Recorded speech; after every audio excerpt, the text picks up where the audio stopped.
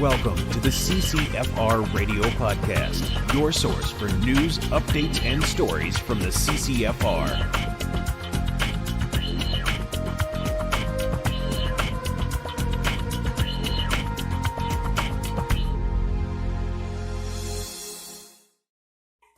Hey everybody, welcome to episode 110 of the CCFR Radio Podcast. I'm your host, Rod Giltech. Thanks for joining me again today on the podcast. I got a lot to cover. I'm going to try to go through it as quickly as possible. I'm going to talk about some of the projects that I'm involved in, and I'm going to bring on Wilson, and she's going to talk about some of the things that she's involved in, but both segments are really equally as important. So a lot of really important information. There's a lot going on for gun owners for some reason right now, despite everything else that's going on. You'd think that we would be ignored for a little while. That would be nice. But it's just not possible. Anyway, before we get started, I want to thank our sponsors, Vortex, the force of optics. Thanks to our friends over at Vortex Canada for continuing to support the podcast. We really appreciate that. You can check out all their great products at vortexcanada.net. That's vortexcanada.net. And of course, our great friends over at the Saskatchewan Rivers chapter of Safari Club International. We really appreciate their continued support. You can check out all the great work that they do at saskriversSCI.com. That's saskriversSCI.com. Okay, now I'm going to try to race through all this because, you know, my conversation with Tracy, it was like 25 minutes, right? So there's a lot of stuff to go through. Anyway, here's what's important. First thing I want to talk about is, as you may be aware, on May 1st at midnight, gun owners, all the gun owners in Canada that have these now prohibited firearms from the May 1st, 2020 gun ban 2 years ago will not be protected from criminal prosecution any longer. The amnesty runs out on May the 1st at midnight. And what does that mean for you? Well, you'll be in unauthorized possession of prohibited firearms and prohibited devices, right? AR-15 uppers were unregulated before. Now they're prohibited devices like a landmine or a hand grenade or a pipe bomb. Okay. Now, that's not the worst news. The worst news is AR-15s are registered. That means that if the government wants to up the ante, like they've been doing nonstop recently, just wants to do the crazy stuff in the world, they can just hand a list to the RCMP of all the people where all these guns are. And the RCMP can actually bang on your door, legally execute a search warrant, and legally take you to jail. And, you know, those charges are very serious criminal charges. So they would result in years in prison. You'd hope not, but that's what you're looking at, right? Now, 10 years ago, I would have said, well, the government would never do that. They'll extend the amnesty or they'll come with their buyback like promised. You know, they're not going to make criminals out of regular people that have done nothing but do every single thing that they said. Register their firearms, keep them at home, don't take them to the range for no reason. There's no reason we couldn't have been shooting these guns. You know, it's made zero public safety benefit. But anyways, just completely absurd, insane. But I wouldn't put, at this point, to be honest with you, I wouldn't put anything past this government. I wouldn't put nothing in my mind I would put past them. Now, I don't want to get into a discussion of all the examples of people going, oh, that'll never happen, you conspiracy theorist. What? Oh, really? Oh, I'm not even going to say the things because it's going to spark a discussion that's outside the realm of firearms. But everybody knows what I'm talking about. It's just been up the ante, up the ante, up the ante. So I wouldn't put anything past them. So if we get to May 1st and there's no extension of the amnesty or no gun buyback is not only implemented, but actually done, completed, it's impossible. Then we're all in big trouble. And so then is not the time to be running around like chickens with our heads cut off, trying to figure out how we're not all going to go to jail or be sitting there going like, I could get a knock at the door at any time, any hour of the night, and I'd be in trouble. So the CCFR has filed an injunction application to extend the amnesty. Well, it's not filed, it'll be filed this week, right? But we're in the process of filing it. Part of that is getting the affidavits done because you have to have applicants, just like in a lawsuit. So here's my affidavit. I just did it today, just swore it today. But look at this. It's 122 pages long. And I'm like, I get this file and I'm like, I open it. I'm like, it's 122 pages. And, you know, our legal team's like, well, yeah, it's a trial basically, you know, almost, right? Like it's a hearing. You put all of your evidence up front because when the judge renders her decision, that's the decision. You don't get to be like, oh, I didn't know you didn't know that there was, you know, that the amnesty ran out, or oh, I didn't know you didn't know that the government promised to do a buyback before the amnesty ran out. Like, you submit everything as if it's a trial, you know, And so I'm like, yeah, like I'm learning a lot through this experience too, right? And that's why these things are so expensive. That this application is probably $100,000. I don't know. This application itself, I mean, it's taken a lot of my time because I have to read it and swear to it. And it takes a lot of time because this is evidence being submitted to the federal court. So anyway, the CCFR is not going to wait until we're all in peril. We have to do this now. So maybe the government will change direction or whatever. Either way, we have you covered if you're a gun owner. So whether you're a supporter or a CCFR member, we're doing this for you. We're doing this for all gun owners that have the affected firearms. So if you want to consider becoming a member of the CCFR, do that. Firearmrights.ca. If you want to support the CCFR with a donation to help cover these costs so we can continue to do these things, firearmrights.ca. If you can't do either of those things, find yourself a CCFR member and take them for a beer or thank them because they're the ones paying for all of this. So thank you to everyone that's supporting us so that we can do these things for gun owners. Anyway, that's what's happening. Now, there's 6 cases running in parallel. I don't know, to be honest, because I'm out of the loop, because I'm really busy and you'll find out why. This is only one of the many things I had to do. But I don't know if anyone else is filing an injunction application. Nobody really needs to. We've got one going, but there may be others. So I just want to make sure that everything I'm saying is accurate, and you know that there could be other ones, not just the CCFRs. Okay, next thing, National Range Day. So we've been talking about National Range Day for a while, and you sort of heard the plan and why we're doing it and all the rest of that stuff. And it's the CCFR that is kickstarting this thing. And our plan is not like, oh, there's a website and an email address. Maybe somebody will get back to you and, tell your friends, and here's a couple social media posts. This is a massive campaign to bring 100, 200,000 gun owners into participating in it. And it's something that's meant we're taking this day for ourselves. We're not waiting for the government to give us a day, a national day. They'll never do it. They think we're scum. They think we're the worst possible people. We're the most vetted possible people. We commit the least crime of any other group in the country, but we're obviously the worst.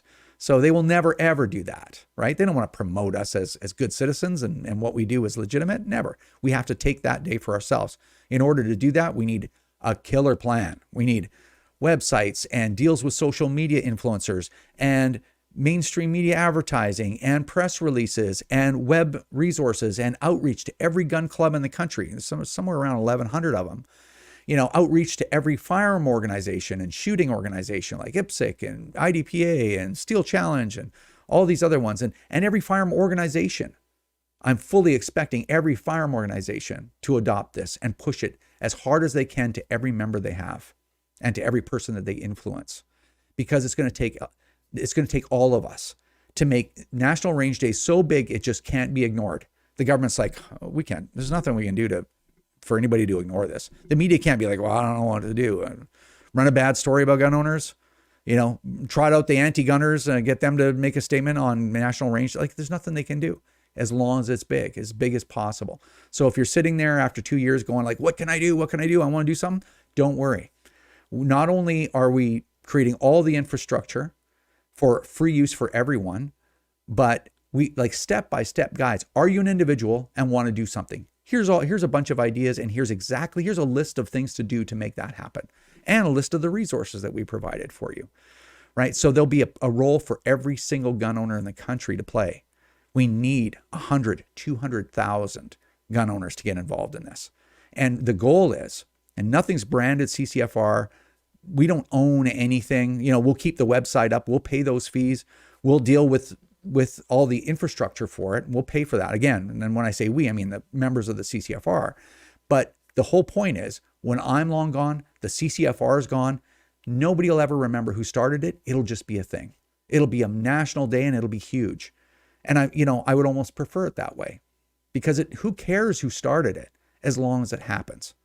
I don't care. We don't care. Okay. So this is, and if it fails, if 10,000 people get involved in 25 clubs and it kind of fizzles out, it's on all gun owners. It's on the community that failed, because the CCFR can create the infrastructure. We can pay for it. We can maintain it, but that's all we can do, because we're only 4 people, right? And, field officers and everybody else is a lot more than 4, but that's all we can do. This has to be done by the community. Everybody has to buy in and put their back into this thing. They have to put everything into it. So anyway, I'm going to be rolling out that entire plan. And I mean, when I say it's really Tracy's work. This is Tracy Wilson's project because I've got a lot of other things going on. I'll get more into that in a second. But we're going to roll all that stuff out in the first podcast at the end of the month, because at the end of the month, all this work's done. It's all the infrastructure's finished, and you'll see it. And I'm going to go step by step right through that whole plan. You're going to be impressed with it because it's big. It's a lot of work. So anyway, first podcast after the end of this month. So like whatever, 12, 14 days from now. Okay. Well, I guess that's going to end up being probably the next podcast. So anyway, that's happening. Just so you know, it wasn't just a, hey, we should do this. Like, when we take on a project, we complete it. And I hope you're going to be impressed because I'm really impressed with it. I'm very excited about it. All right. Next thing, CCFR Radio on the Air. It's our new television show on WildTV. On national television. It's a specialty channel, but it's national television.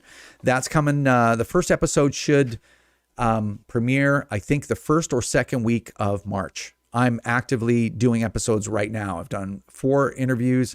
I'm working on the different parts of the show. I've got the intros done. I have music. I got all this stuff, and I'm filming for it. So it's a lot of work, but I'm really enthusiastic, and I'm really hopeful that that'll make a big difference and grow our organization, which will allow us to do more stuff that like we're doing. All that to say, it's only probably 2-3 weeks away. Well, I guess it depends, right? If they go the second week, it's 4 weeks away. And I can use every day that I can. There was a delay. Remember, it was supposed to come out in January, but I moved. I had been in a house, 3,500 square foot house for 16 years, raised 2 kids in a house. So you can imagine it's full of stuff, like full. And then we went to, my wife and I, kids are gone. My wife and I are in a townhouse that's like 2,300, 2,400 square feet. So you can only imagine what a production that was. It was a nightmare. And the whole family got COVID, and it was like the Megatron variant. And the Megatron, or whatever they're calling it, it was supposed to be a little bit more mild. I thought I had it earlier because I had a headache for a couple of days, and then it just went away. I'm like, oh, it's nothing. Well, it came back and it got us all really good. In fact, I was sicker than I was when I had the original recipe, COVID-19, way back. Now I've had the extra crispy. But anyway, I was out for like 8-9 days, and my wife was a month. And everybody else, the kids, they recovered. They're adults, right? But they recovered pretty quick because they're young. They're in early 20s, right? So anyway, all that, plus all the other work that I had to do. There's a lot of things that I couldn't get out of, and had to be done. There's a lot of that stuff that I can't avoid, and it caused a big delay. Anyways, so that's coming. Look forward to that. Oh, one more thing I want to say about that before I forget. I'm not going to be uploading the episodes onto the YouTube channel because this is in, WildTV and the CCFR are in partnership on this show. And so I want it to be there. I want to be on their platform only. The one thing I may upload are the interviews, because we don't do interviews in the podcast, or very rarely. We don't really do any other interviews. And these interviews, some of them are really cool. I've done 4, and I have a whole bunch in progress. And I think I want to share those. So what I might do is do the occasional episode. I'll put that up on the YouTube channel so you can just see what the show looks like. Maybe the first episode will do that. Actually, maybe the second one, because the first episode will have a lot of housekeeping, like here's who the CCFR is if you don't know us and all that stuff. Maybe I'll do the second episode. But I think I'm going to share the interviews because those are really interesting. All right. Last thing I want to talk about real quick is I don't usually give oxygen to anti-gun groups because they have a far smaller audience and a far smaller reach than we do. But sometimes they just they full on, Arthur Fonzarelli, the Fonz, jumping the shark, on his motorbike. That's all the young people like, Fonzie, who's Fonzie? But anyway, that's where the term "jump the shark" came from. It was a character in Happy Days, the coolest guy in the world on his classic motorcycle. He's so cool he can actually jump a shark, a ramp over the shark pit and hit the other ramp is the whole point. That's where the term "jump the shark" came from originally. But anyway, Polysensive, which is one of the more irrational groups, not as poorly behaved as a Doctors for Protection from Guns, but they're very irrational. And sometimes they just take it to the next level. They're kind of like the liberal government, right? You just think you've seen it all, and then boom, they're like, you ain't seen nothing. We're next leveling this. We're going to level up. and show you what real lunacy looks like, right? and then you think, oh, it can't get any crazier than this. And it's like, oh, like this week, right? But anyway, oh, you ain't seen crazy. So anyway, I just wanted to share this because it was interesting. So there's a study going on in the House of Commons in the Public Safety Committee called SecU. I don't know, where that comes from, but anyway. And Tracy and I are going to talk about it, and she's going to talk about some of the testimony and whatever. But anyway, polysensitivia, this whole study is actually about gang violence and the drug trade and its effect on gun violence. And polysensitivia and Heidi Ratchen and Wendy Sukier and the docs, they don't know anything about this stuff. You know who does? Marcel Wilson of the 1x1 movement. And Marcel is an gang leader, reformed gang leader, turned around and went, I can't have people living the life that I've lived. And he is on the ground in Toronto in the worst areas, create a whole program, a whole organization to divert youth from getting involved in gangs.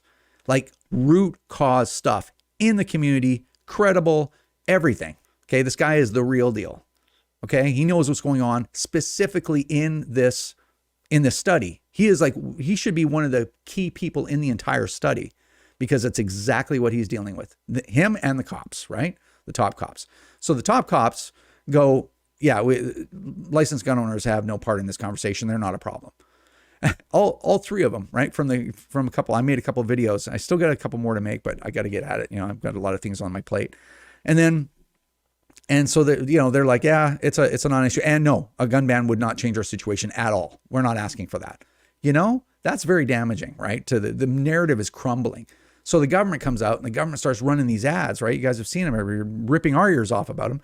They're running ads. It's like, yeah, they're wagging the dog. I say the same thing with Tracy. It's like they're trying, they've done something. People don't understand why. Like, oh, we got to backfill this. We got to we got to spin this into a win using taxpayer money, right?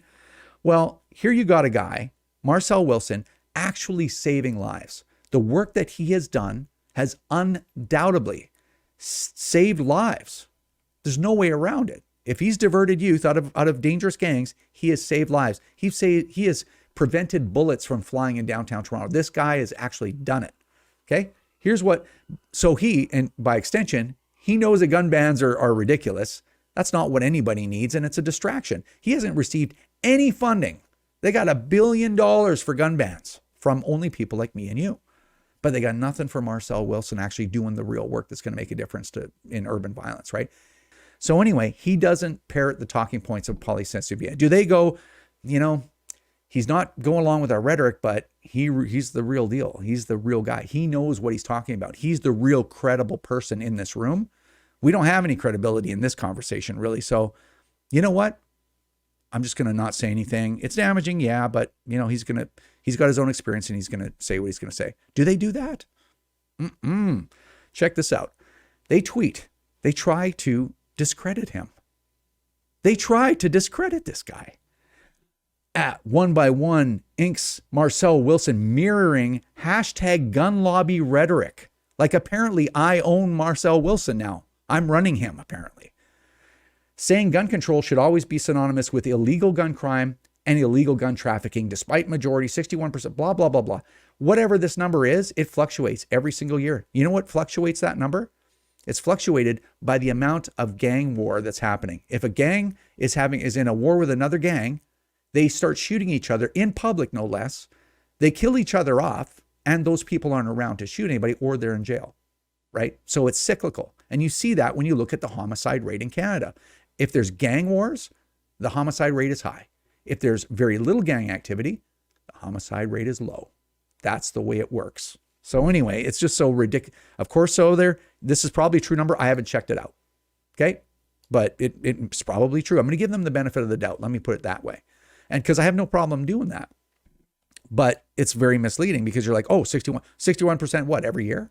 Of course not. So yeah, apparently we own these people on the ground. And you know what? If he's not going to spout your talking points, you should just discredit him. You should accuse him of being in the gun lobby's pocket. Like, it's hard for me to express what disgusting behavior that is. And they'll slag us all day long. Oh, you're vile. You're this, you're that. It's so ridiculous. And you know what? I don't know how many times I've reached out. You guys have seen it. I've reached out to the doctors group. I've reached out to Poly CCFR. I've reached out to Danforth families. I'm like, hey, imagine what a powerful voice we would be, because we all have common goals. We all want a safer Canada. We want to get the firearm-related homicide rate down. Okay, and we want to do that too. That's why we raised money for $6,000 in a fundraiser for Marcel, because somebody's got to do it. He hasn't received any government funding yet. Like ludicrous, like just lunacy, right? But imagine if they could just put their ideology away for a few minutes and we all work together. Man, could we get some things done? Bringing all this different expertise in all these different areas, we would get whatever we wanted, right? And so I've reached out several times, and the reason, and I'm going to tell you this, and I'm going to speak from the heart for a second. The reason why I have the capability of reaching out, despite all this garbage that spews from these people 24/7, they're on Twitter all night long. The reason why I can put that away is because I have a business background. And you know what? In business, if you're a real businessman, you learn how to do business with people you can't stand. And if they're good business people, they'll learn how to do business with you, even if they can't stand you. And that happens. I told a customer once, hey man, we don't have to be friends to do business. And he couldn't believe it. He's like, what? I'm like, yeah, I know you don't like me. I don't have a lot of respect for you at all. I have no respect for you, but you need a product. I've got the product. I can treat you civilly. I'll make sure I do the best that I can for your business, and you do the best that you can to sell my product into your territory. This can work. And you should see the way that changes people. And all of a sudden you have an ally. And you know what grows out of that? A relationship. If you can let it all go. And I'm going to share something. I know I'm going on, but just kind of an interesting story. So this is how I approach everything. Like, I can let it all go at any time with anybody. If I can help them and they can help me, because that's far more productive for everybody if you're not fighting with people all the time. So I've reached out multiple times. And they give me the finger, basically, right? If you go onto my Twitter feed and you look at the pinned tweet, it's like, I'm like, hey, let's sit down. We'll like give $15,000 to charity, and you can even choose one of them. They're like, you're vile, disgusting, whatever it was, Alan Drummond, just like, you're losing, you're just a troll, you're a gong show. I'm like, holy man, what's wrong with these people? But anyway, I can let that go at any time. But this is what they'll never be able to let that go. And Canadians and organizations like the One by One movements, now these guys have to fight the anti-gunners for funding, and fight the anti-gunners and fight against them to stop their trying them to wreck their reputations. Just I don't know.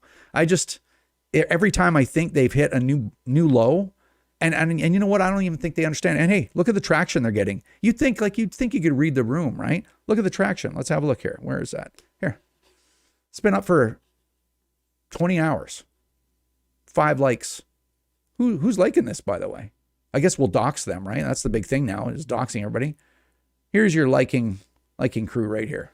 All 5 of them. And 8 quote retweets. 4 retweets. And look at this. Look at the ratio. Look at they just get ratioed. And you know what is funny? They're always like, oh, these people are all run by the CCFR.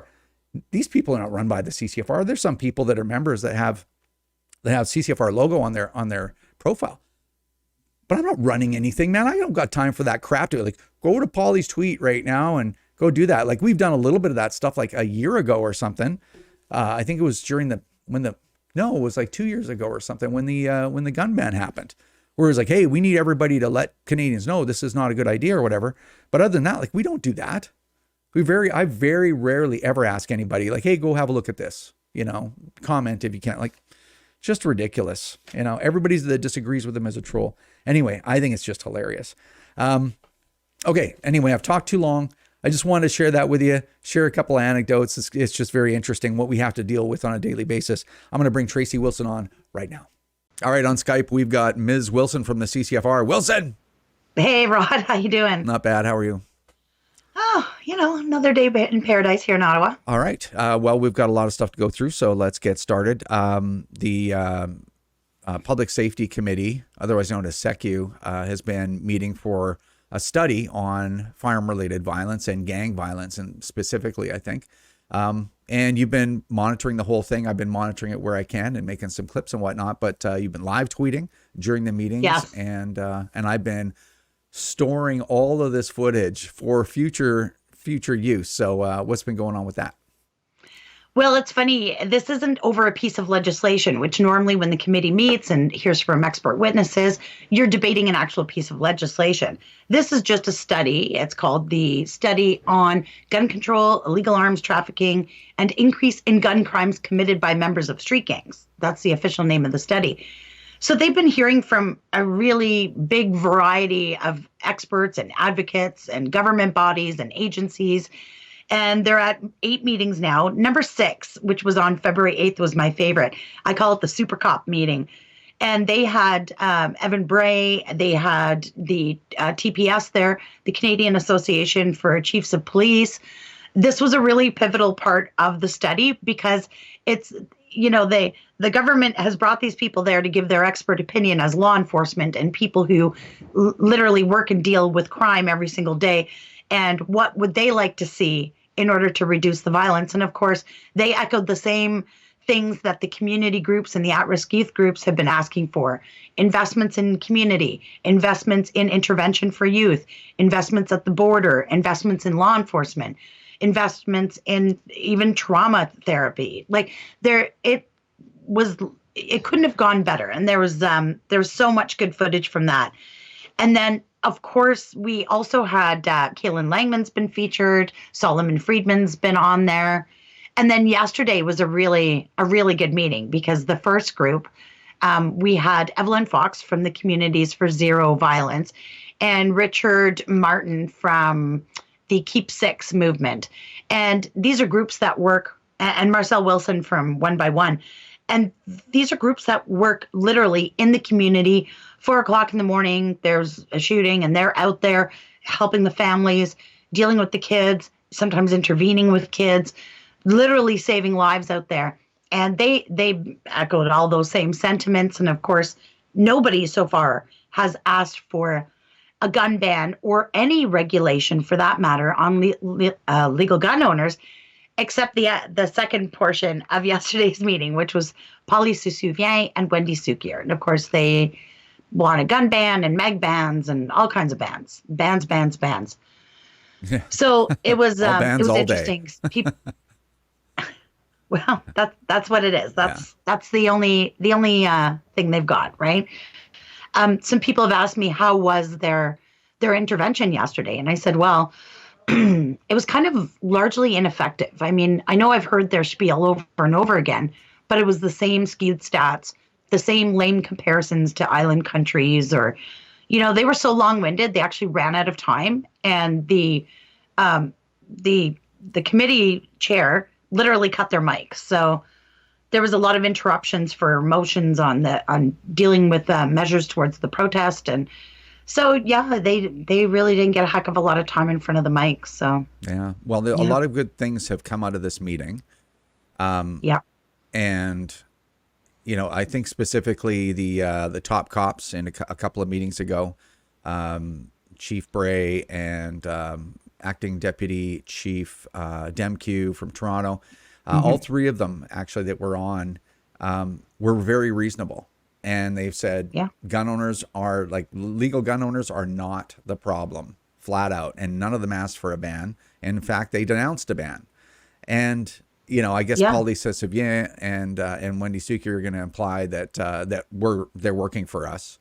Gun lobby talking points. Yeah, we're feeding them American cash dollars that we get from the NRA, apparently.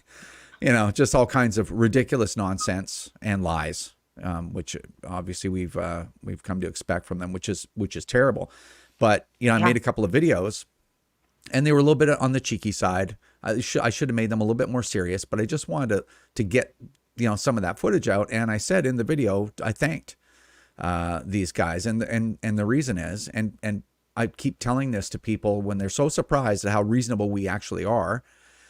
I don't care if the truth is not convenient for gun owners. I don't care if the truth is contrary to everything that we're trying to do. I just want the truth because I want to live in a safer society, and I want to balance that with people being able to have some rights at all, not live in an open air prison. So to do that, to figure out what that right balance is, we need the real information. So when police are honest, They're not just, you know what I mean? It's not, I mean, there's a lot of police out there that if they could put a camera in everybody's bathroom in the interest of public safety, they would. And there's other police saying, hey, the reason we're doing policing is we're trying to protect the ability for people to live as free as possible, but be, have some degree of safety, right? And so a reasonable conversation clearly isn't possible from the anti-gunners because they're so single-minded and ideological. Just nothing matters. But I'm really impressed and very thankful that some of these guys, Bray and Demke, and I can't remember the other gentleman's name, but he was just as reasonable as the others. I just really appreciate the honesty, and that allows a real relationship that allows the opportunity to maintain a real relationship between civilians who are doing nothing wrong and the police. And that relationship, I think so many people don't understand how valuable and how important that relationship is.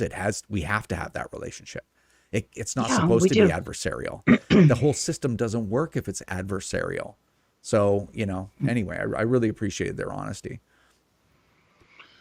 Yeah. Yeah, the meetings are going well. There's another one tomorrow. And by Monday, I'll have an overview of where we're at, a summary of how the study's going, and I'll keep everyone up to date. Awesome. All right.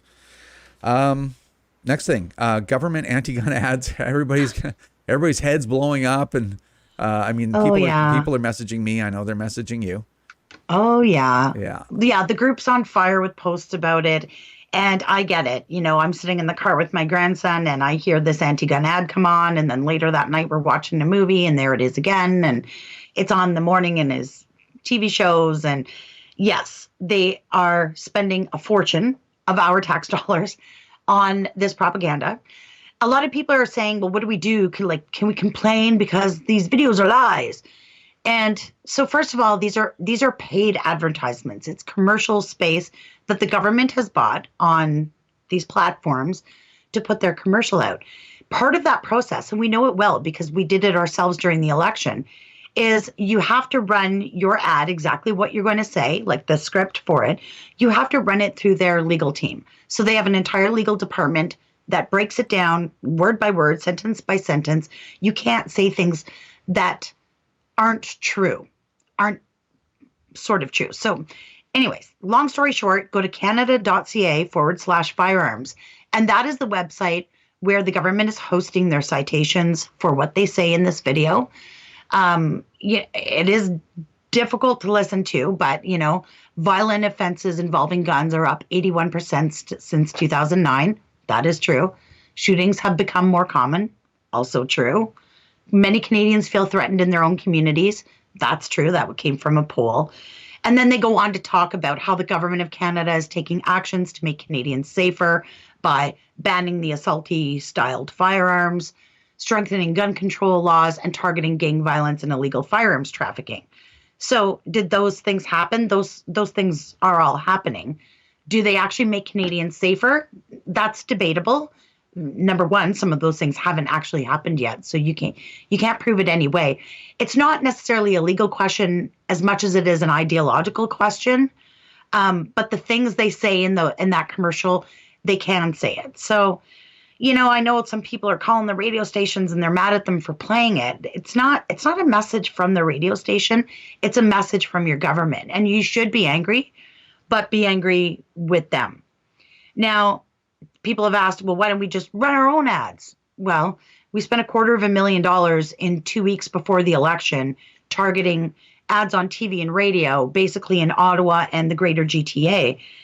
And I don't know how much they're spending. I intend to find out through the opposition, but it's a lot, like millions and millions and millions of dollars. So, if we wanted to do something like that, could we? Yes, but we'd have to fund it. We are also funding a massive court challenge right now to try and save those guns to begin with. So, we sort of have to pick our battles. One thing I want to say is if you're angry about this and, you hate hearing it and it's misleading and it's not really true what they're saying to Canadians, or at least they're trying to garner support because it's waning. That's okay. Target that. Focus that energy, because I have an outlet for you. I was thinking about it today.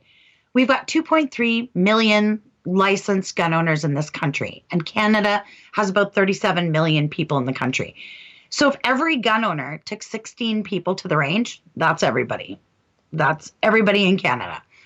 And we have that collective opportunity on National Range Day, which of course is going to be the first Saturday in June every single year going forward forevermore. So this year it'll be June 4th. I'm working really hard on the website and all the resources to get that up there. I guarantee it will be ready to go for March 1. But there's stuff you can do. You can contact your club, call your executive, call a meeting, suggest holding an event for Range Day, volunteer at it, promote it. Don't get angry, get involved. You have an opportunity to take those Canadians who are listening to those commercials and show them the truth about you, your sport, and your community. And that's exactly what we're going to do. On that website, I'm compiling all kinds of stuff for you. There's going to be logos. There's animated logos. There's going to be videos and graphics you can use for sharing on social media. There's going to be support documents for planning your event, an interactive map to register your event or find one near you. If we all collectively put in, good effort into planning an event and taking people out on June 4th, that'll be far more impactful than their tens of millions of dollars or whatever it is they're spending on commercials. And it'll be long lasting. So that's how I want to fight it. Yeah. So so going back to the ad itself, all that stuff can be referenced and verified to some degree, but the way that it's packaged is misleading. So people are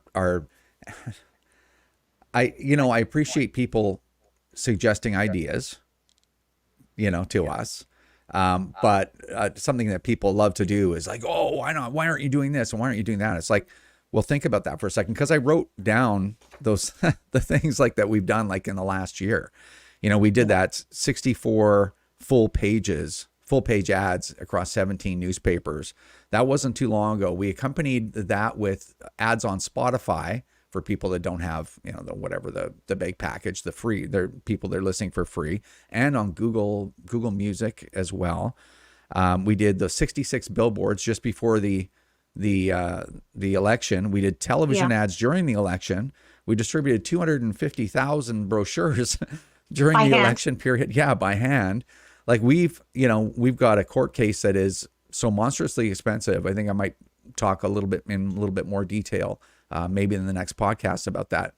We're doing so many things and spending so much money that we actually have to be careful now because we spent a lot of money. And so it's great that people go like, where's our ad?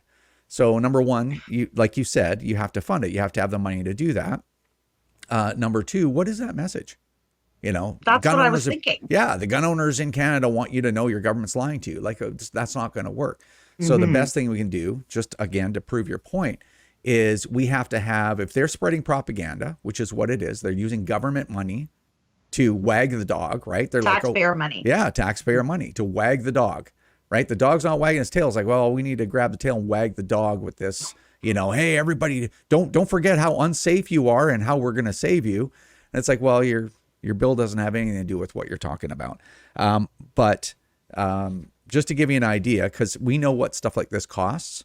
So if the government decided to target 30 centers across Canada, 30 urban centers, which is about right if you want to get it pretty much everywhere, like Red Deer and Iqaluit maybe, and just some farther out places, but and you wanted to do 4 stations. So if they're advertising in Toronto or in Calgary or whatever, you want to get at least 4 stations.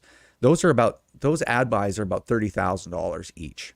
So if you had $30,000 ad buys and you had 30 centers with 4 stations each, that's about $3.6 million. And then they've done a bunch on TV, so add another million basically for television, like $5 million.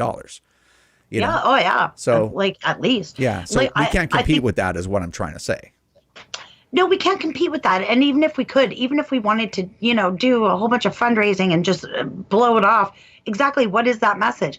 Hey, Canada are, those aren't really assault guns. They're sporting guns. Like, I just think I think are better off to take people literally hands-on, boots to the ground, take them to the range, show them what our sport and our community is about. And if anybody, the reason they're spending all this money on commercials is because Canadians aren't buying into their stuff anymore. Yep. Canadians are questioning this gun ban. They're questioning, the support is waning. So the government's like, hey, we got to keep on that gun stuff, right? Let's throw a bunch of money over there and remind people of all the danger they're in and how we're going to save them from those dirty gun owners. I think we capitalize on that. So we take those people and say, no, come with us. We're going to show you what it's all about. We're going to give you a safe, wonderful experience that you can at least go home and judge for yourself on what the best way to use your tax dollars to make a safer Canada is. Yeah. And I think that's the best thing we can do. Yep. That is the best thing that we can do. And so anyway, yeah, that's the way to counter all this. And it is interesting when you say, because I agree with you, their narrative around their gun ban and all the rest of the things they're doing, their narrative is crumbling. It really is. It's crumbling with the police. It's crumbling with a lot of people. And why is that? What force in Canada has been really, really pushing against that narrative using every possible means? Well, it's not really the Conservative Party of Canada. They're speaking up here and there where they can. Who else, right? So I'm not going to sit here and say the CCFR should take credit for all of that. But I think as a community, the CCFR being part of it, all the talking that we're doing with people, all the things that we're sharing on social media, all the things individually that we're doing, taking people that we know to the range or having a conversation with them, all that stuff, plus the stuff that we're doing too, I think it's having an effect. And I would never sit here and be like, we're the reason, we're doing the heavy lifting, we swing the big stick. Like that's not what it's about for us. For me, it's just about saving my guns. But I think all of us doing everything that we're doing is starting to have an effect. I think you're right. And I also think, and I've always said, that we have being right on our side, and that makes a big difference. The reason why police don't support gun bans, or any of these credible experts don't support gun bans, is because they don't work. It's not a way to combat street crime. So that's not a gun lobby talking point. It's literally a fact. So, I think that's exactly what's going on, is they're like, the narrative around our gun ban is crumbling before our very eyes. Yeah, let's throw millions of dollars at commercials to remind Canadians. Let's borrow some money at interest for all of the people our age, all of our kids to pay off. When they're trying to make something themselves, and then we'll use that money and then try to save our political career, because right now they're in government. They can spend money trying to make themselves look good as a party, and put the tab on our kids. Yeah, right? For sure. Our kids can pay that tab. And it's politics in Canada right now. We don't need to get into that, but it is an absolute dumpster fire. It is a dumpster fire, and the whole world sees it. So, not just with guns. Obviously, not everybody cares about that, but yeah, it's just an absolute mess. So it's not surprising that the Liberals would do this to try to again spend borrowed money on someone else's tab to make themselves look like they're not as much of a mess as they actually are. So anyway, we're just going to beat that point. We're just keep hammering that nail. Anyway, okay, we got one positive thing to do, which is great. If you guys remember, there was we had the CCFR recruitment contest. Oh, yes. Yes, so we have a draw. Now, how this is going to work is, I guess I could have kept Staffer Steve's email back up, but basically we're going to draw 5 names. I'm going to ask Ms. Wilson to jot them down. Okay. We have this as a record too, but we're going to draw 5 names. The first one is the number 1 winner, 1, 2, 3, 4, 5. And basically, if your name comes up first in the draw right now, you're going to get to choose from the 5 prize packs or 5 prizes. I haven't looked at them myself. And number 2 gets to choose from the remaining 4. Number 3 gets to choose from the remaining, so that's how it goes all the way down. We'll contact the winners and figure out what they want after, but you're going to get the 5 names in order of, I guess, importance kind of thing. So yes, this is fun. Yeah. I love giving away stuff. And who doesn't want guns? For sure. Yeah. So here's the usual stuff. We got random.org, and we got the spreadsheet. So we're going to count how many. What if we get the same person twice? Then we get the same person twice because there are people that did a lot of recruiting and they got an extra entry. So yeah. Okay. It is. I think it is what it is. It is what it is. I'll have to check the rules. But anyway, Okay. I think that's what it is. So we're going to go from row number 2 all the way down to row 524. From 2 to 524. Okay. Row 2 to 5. So this is number 1. They get first 24. choice of the packages. So I think what we're going to do is we're going to hit generate 5 times, and then we're going to find everybody. Okay. So first one, here we go. Okay. 203. Can you? I'll write that down on my inside too. I got it. 203. Hold on. Oh, 249. Sorry, that was the second one. 249. Then 451. I didn't think it was working, but it was. 164. Okay. And the final one, 350. Okay. Got it. All right. So let's go back to the spreadsheet. This is the fun part. All right. So the very first one was 203. 203. I would have to use the scroll wheel to take as much time as humanly possible. So 203 is Christopher from Toronto.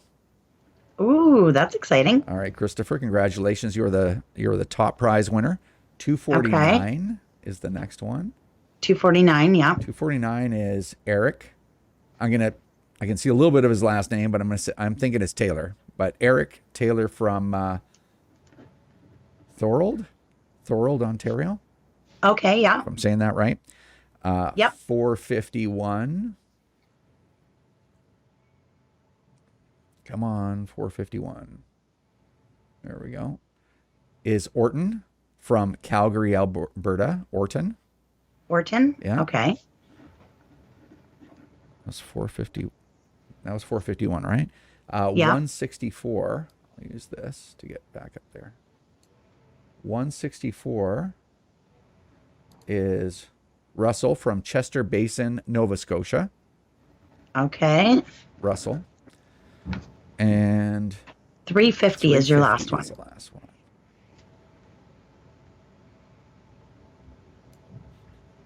Right. 350 is Brian from Calgary, Alberta. Woohoo. All right. So we'll get Staffer Steve to deal with all of those things for us. And let me get you back We'll have here. to call number 1 and see what he wants, and we'll go down the line from there. But yeah, everybody's getting something, so that's great. That's awesome. So I really want to thank everybody that entered that contest. There's some people that recruited more than 10 people, and I really appreciate it. I mentioned in the last podcast, I've been paying some big invoices. We're getting to the point where I got to kind of slow everything down, like the amount of output of what we're doing. Basically, I can't spend too much more money right now because we still have a lot of money to still deal out. This court case is outrageously expensive to do it, quote unquote, right. I don't know if it's the absolute right way, but we wanted to have a whole team of constitutionally experienced lawyers all working just to see if it would make a difference, because we haven't done that before. And so the expense of that is pretty shocking.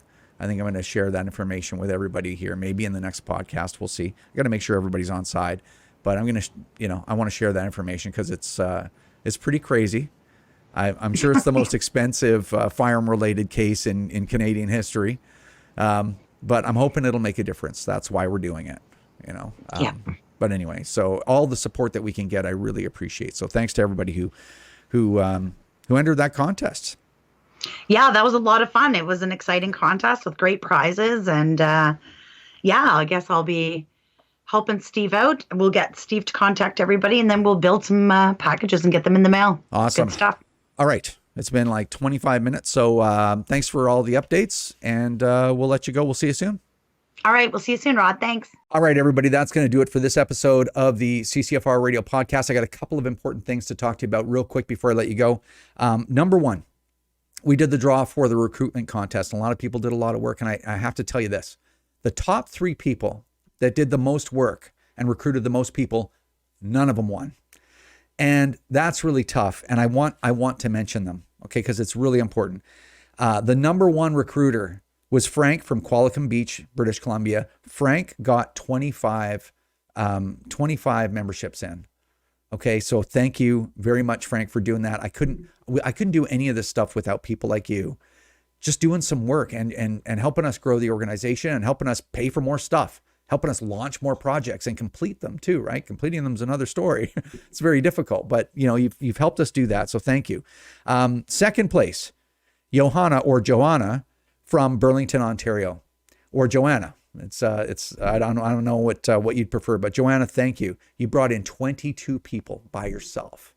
Just awesome. And in third place, Bob from Winnipeg, Manitoba, 17 memberships. So, you guys did so much work, and I feel so bad. I was talking to Tracy when we finished recording what you just watched, and I'm like, oh man, these people did the most and they got nothing. So what we're going to do is Tracy's going to get a hold of you, or maybe Adam will. We'll have to see. Tracy's really busy with her projects too. And she's responsible to get them done on time. So she's going to reach out, or someone's going to reach out and get a hold of you guys and get your information. We're going to send you a CCFR swag pack. She'll get your shirt sizes or whatever Tracy decides to put in the pack there. And we're going to send you a gift pack for all the great work that you've done. And just to say thank you. I can't look at that. When I'm looking down that list, can't look at that. It's like, oh yeah, they get nothing. They did the most work, get nothing. So anyway, congratulations to our winners, and congratulations to Frank, Joanna, and Bob for all the great work that you've done for the CCFR. I can't thank you enough. All right. Other than that, as you know, we're spending a lot of money doing big things and necessary things for gun owners. If you are not a member of the CCFR, please consider becoming a member. You can do that at firearmrights.ca. And if you don't want to become a member, you don't like lists or whatever, it's a strange time to be on lists, right?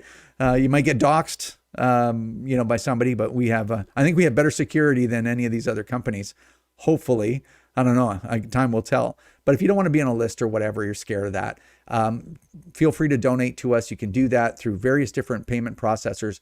And I really appreciate all the help. And we're gonna keep working ourselves to death to try to do everything we possibly can to help you preserve your ability to own and use firearms. So anyway, to everyone, thanks for your support. Take care, and we'll see you next time.